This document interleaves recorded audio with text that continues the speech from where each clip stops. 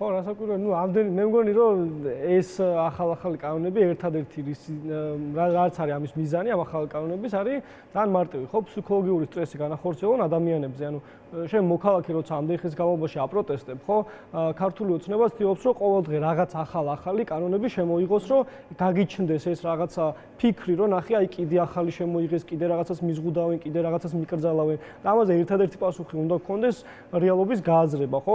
რეალობა არის ის, რომ მე პირადად ორჯერ ვიყავი დაკავებული ტროტუარზე დგომის გამო და ძალიან ბევრი ჩემი თანამებრძოლი და მეგობარი. ამიტომ ის არაფერი არ შეცვლია, ვთქვათ, როცა მოუნდება გინ ტროტუარზე დაგაკავებენ, გინ რა ვიცი, შენობაში, გინ ნებისმიერ სხვა ადგილას, სადაც თუნდაც ლეგიტიმურად იქნები ამათი კანონის გათვალისწინებითაც. ასე რომ ის ეხლა ჩვენ ვარჩიოთ, რომ ამათ კანონს დავემორჩიოთ თუ არ დავემორჩიოთ, ხო, არის ძალიან ესეთი არასწორი ჩემი. ერთადერთი მიდგომა არის ის, რომ ჩვენ გვაქვს კონსტიტუცია, ანუ უმაღლესი, ყველაზე წმინდა რაც შეიძლება იყოს ამ ქვეყანაში, რაც მოქმედებს და რაც არის ჩვენი წესი, ჩვენი კანონი, ხო, ამას უნდა დავემორჩიოთ. ეს არის წინაპრების დაწერილი, ეს არის რაც თანხმდება ყველა მთელი საქართველოს თანხმდება ამაზე და ქართული ოცნება ეხლა ყოველდღე რაღაც კანონებს რომ მიიღებს, ამას ვერ დავემორჩილებთ ფიზიკურად. და მით უმეტეს ეს ერთწლიანი ბრძოლა ჩვენი არის დაუმორჩილობის ბრძოლა ზუსტადაც, იმიტომ რომ ჩვენი მეგობრები, თანამებრძოლები ციხეებში არიან ეხლა და თუ ამათ უნდა დავემორჩილოთ, მაშინ დავტოვოთ ეს ხალხი ციხეებში, მაშინ დავტოვოთ საქართველოს ქართულ ოცნებას, საქართველოს დავტოვოთ ჩვენი მომავალი და არა, ხო, ამაზე ერთადერთი პასუხი ახალგაზრდებისგან არის რომ მომავალი ჩვენია. მომავალი არის იმ ხალხის, ვინც ყოველდღე ცხოვრობს და ილტვის იმისთვის, რომ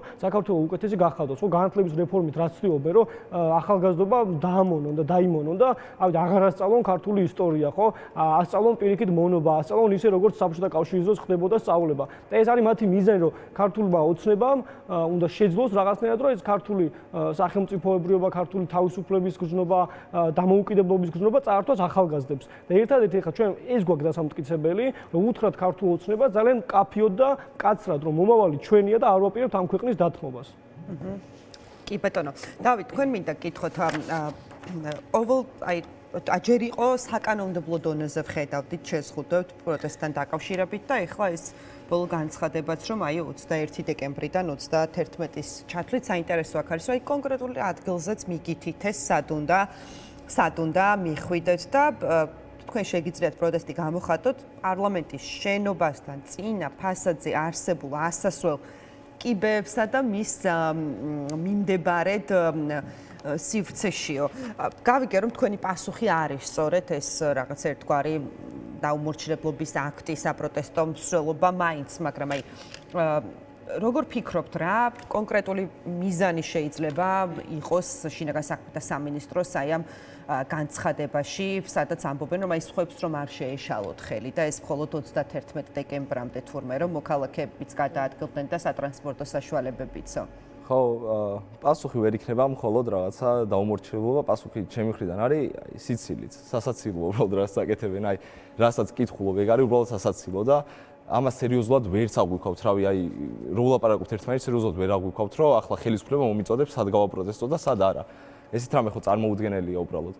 ხო, რა თქმა უნდათ, ძალიან ბევრი მეთოდი ცადეს, ბევრი გზა ცადეს იმის, რომ პროტესტი ჩაახშონ, პროტესტი გააჩერონ, მაგრამ მე მგონი ხანდახან ავიწყდებათ ხოლმე, რავი, ვისთან აქვს საქმე, ვის რაღაც აი როგორ გვიყვარს სამშობლო, მაგას ვერ ხვდებიან, იმიტომ რომ თვითონ არა აქვთ ეს გრძნობა, არ აქვთ ის გრძნობა, რომ აი რაღაცისთვის, აი პირადი სარგებლის გარეშე შეგეძლოს, რომ აი ესე გაწირო თავი ქვეყნისთვის. აი ეგ არ აქვთ და მაგიტო ვერ იაზრებენ რომ ახლა ან ერთს აგვიწერენ, ან მეორეს არ ვჩერდებით. ხო, ხედავენ ამას, რომ რაღაცა თითქმის 400 დღეა უბრალოდ ვერ გვაჩერებენ.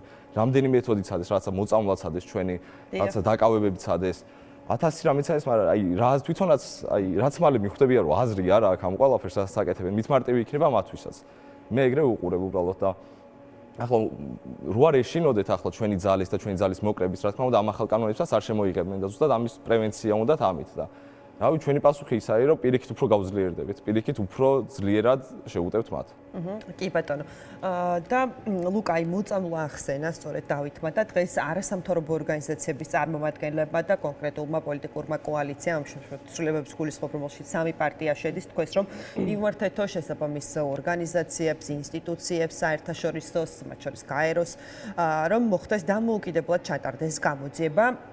თქვენ რას ფიქრობთ ამ კუთხით? რამდენად მნიშვნელოვანია, რომ რომ ზოგადად აი ეს საკითხი დღის წესრიგიდან არ მოიხსნას და ხელისუფლებამ, რომელმაც 5 დღეში ჩაატარა მნიშვნელოვანი გამოძიება, რაზეც ბრიტანელი ჟურნალისტები ლამის 1 წლის განმავლობაში მუშაობდნენ, თქვა რომ იცით რა, კამიტი არ ყოფილა თურმე და თითქოს ამით დაუსვეს წერტილი. აი ამ კუთხით რა ტიპის აქტივობები არის დამატებით საჭირო? ქუჩაში ვამბობ, იმიტომ რომ რაღაც პოლიტიკური სპექტრი საერთაშორისო დონეზე და არასამთავრობო ორგანიზაციებიც რაღაცა თავის გასაკეთებელს როგორც საჭირო თვლიან აკეთებენ. კი, ჯერ იმაზე დავფიქრეთ ქართულ ოცნებას რა უნდა და როგორ მოიქცა, ხო? როცა ეს ამბავი გასკდა, ხო, ეს BBC-ს ძალიან სერიოზული საერთაშორისო ტელევიზია და მათ შორის ქართულ ოცნებასაც უამრავჯერ უხელმძღვანელია BBC-ს ინფორმაციით და ასე შემდეგ და ძალიან ბევრჯერ ყოფილა გინდა პოსტივისე შავარამიშვილი და ვიღაცები გამოსვლა და უთქვეთ რომ BBC-მ ესე თქვა და მე როცა ეს მოხდა და BBC-მ ახლა უკვე გააკეთა სიუჟეტი ქართული ოცნების მიერ ამ რაღაცა საშინელ დარბევებზე და ამ ციანიდის და რაღაცა საშინელი საწამლავის გამოყენებაზე, ხო, მაშინ დაიწყეს თითქოს ამაზე ლაპარაკი, რომ BBC-ს რატო ენდობით, ეს არ არის სანდო ტელევიზია, ხო? ამ ჯერ ეს იყო ამის თქმა ცდილობდნენ. მე ცდილობდნენ რომ მაქსიმალურად ძალიან ბევრი კანონი, ძალიან ბევრი იმ სკოლის ფორმებზე დაიწყეს, ტელეფონებზე დაიწყეს ლაპარაკი, ხო? და აი რაღაცა უამრავ ახალ თემაზე დაიწყეს საუბარი იმისთვის, რომ გადაეფარათ ეს თემა, ხო? საწამლავის თემა რომ გადაეფარათ და დღესაც ცდილობენ ამას, ხო? თუნდაც ისიც რომ 5 დღეში ჩაატარეს გამოძიება, უამრავი სისულელე თქვეს, ხო? ჯერ თქვეს რომ თქვა ნაციონალებმა იყიდესო, თითქოს გადააბრალეს. თუ იყიდეს და ქონდათ საწყობში, მაშინ რატო არ გადაყარეს და რატო გამოიყენეს, როგორ მოხდა ეს ყველაფერი? ძალიან ბევრი სისულელე თქვეს და ის საინფორმაციო ომი წააგეს ფაქტობრივად ჩვენთან, იმიტომ რომ ვერ დაამტკიცეს და ვერ ახსნეს, თუ როგორ შეიძლება ესეთი რაღაც საწამლავი მომხდარიყო დარბევებზე და გამოყენებული ყოფილიყო, ხო?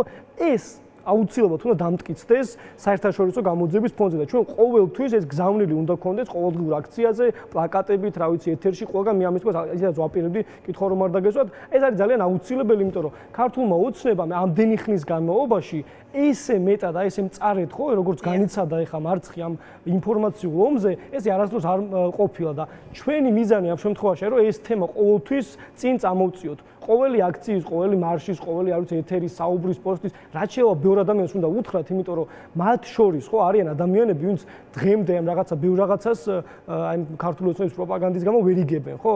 და ძალიან აუცილებელია აი ეს თემა იყოს მათთვის გასაგები, ხო? იმიტომ რომ უამრავმა ადამიანმა, რომელიც მათ შორის არ ვიცი, სკოლებში დაატარებდნენ ბავშვებს, გიმნაზიაში სწავლობენ, ხო, მოსწავლეები და ძალიან ბევრმა ვინც რუსთავაზე გაიარა უბრალოდ ეს იგრძნო. მეორე დღეს, მესამე დღეს დარბევის შემდეგ იყო ის სპეციფიკური სუნი იყო, ხო, რომელიც იმ რა ვიცი კედლებზე იყო დარჩენილი და ეს ხალხმა იგრძნო და იცის, რომ ეს მართლა რაღაც გამოიყენეს, რაღაც საწამლავი გამოიყენეს მართლა, ამიტომ აუცილებელია, რომ ეს თემა ყოველთვის გქონდეს და იმდენად მძიმე დანაშაული შეიძლება იყოს ეს, ხო, რომ თქვათ, რომ დამტკიცდეს სერიოზული გამოძიების ფონზე, ხო, არ ვიცი, სასამართლო და ჰააგაში დაინიშნოს სასამართლო და ეს აუცილებელიც კი არის, იმიტომ რომ ბიძინა ივანიშვილმა ჩაიდინა სოფლიოს მასშტაბის სერიოზული დანაშაული ქართული ხალხის წინაშე, რომლებიც არ ვიცი, ეს პირდაპირ გაწირა იმისთვის, რომ შეიძლება ვიღაცა მომკვდარიყო, ხო? რა მოხდებოდა, რომ თქვათ, არ გამოეყენებინათ და მეტი დოზით გამოეყენებიათ, რა მოხდებოდა, რომ ვიღაცას ძალიან დიდი დოზით მიეღო ეს, ხო? აუცილებლად გვექნებოდა მსხვერპლი. ამიტომ ეს რაც გააკეთა ბიძინა ივანიშვილმა და ქართულმა ოცნებამ, არც ერთ შემთხვევაში ესე არ უნდა მიიფარცხოს და არ უნდა დაიმალოს, ხო? კი ბატონო, დავით, თქვენ რას გვეტყვით ამბავ? ხო, არ ვიცი, აი იმდენად ძიმე იყო ის დღეები ახლა რო გვახსენდება, რავი, დარბევების, აი უამრავი ადამიანი იყო რუსთაველის გამზირზე და ზუსტად მახსოვს, რომ გასვლას რო ვცდილობდით, ვერ გავდიოდით უბრალოდ, აი ჭყლეტვა იყო, აი ჩვეულებრივი ჭყლეტვა იყო რუსთაველის გამზირზე და ამ დროს რომ რაცა იმ საშინელ საწამლავს სუნთქავ, აი რამდენჯერ მქონია ეგანსა, რომ გვეგონა, რომ აი ვსიო, ვეღარ გადავრჩებით რა და ეს ქონდა 1000-ობით ადამიანს და 10000-ობით ადამიანს ახლა მიდით და უმტკიცეთ ამ ადამიანებს, რომ არ იყო ეს საწამლავი, რავი, ჩვენ თვითონ ვისუნთქეთ და მე უკვე გავყვა თვეების განმავლობაში, ხო, ზოგს ასთმა დაემართა, ზოგს რაღაცა, აი რა საშინელება იყო და მაგიტომ კი, რა თქმა უნდა, აუცილებელია საერთაშორისო გამოძიება, რომელიც ძალიან დიდი იმედი მაქვს, რომ მოხდება და საერთაშორისო აგებს პასუხს იმედია ეს რეჟიმი ამისთვის. კი ბატონო, გასაგებია. და მაყურებელს მინდა ვუთხრა, რომ სულ ცოტა ხნის წინ დასრულდა საქალაქო სასამართლოში უბრალოდ სააპელაციო სასამართლოში მათე დევიძის საქმის განხილვა იყო დღეს და მოსამართლე ნინო ჩახნაშვილმა საქალაქო სასამართლოს გადაწყვეტილება დევიძის საქმეზე ძალაში დატოვა. ადვოკატები გაუსტაშვილის მიერ მიღებული ვერდიქტის გაუქმებას ითხოვდნენ, რადგან მიიჩნევდნენ, რომ საქმეში მათე დევიძის წინააღმდეგ მტკიცებულებები არ არსებობდა. გაუსტაშვილი არის სწორედ საქალაქო სასამართლოს ის მოსამართლე, რომელმაც პატიმრობა შეუფარდა მათე დევიძეს. შეგახსენებთ, რომ 20 წლის მათე 2024 წლის 19 ნოემბერს აქცია პოლიციელზე თავდასხმის ბრალდებით დააკავეს. 12 ივნისს კი მოსამართლე ნინო გალოსტაშვილმა ახალგაზრდას 4 წლით და 6 თვით თავისუფლების აღკვეთა მიუსაჯა და როგორც ხედავთ, შემდეგმა ინსტანციამაც საქალაქო სასამართლოს ეს გადაწყვეტილება დატოვა ძალაში და მათე დევიძე სამწუხაროდ კვლავ პატიმრობაში რჩება. მადლობა მინდა გითხრათ თქვენს იმისთვის, რომ იყავით ჩვენთან სტუდიაში. სტუმრად დღევანდელი ჩვენი ეთერი კი უკვე ამით დასასრულს მიუახლოვდა. მადლობა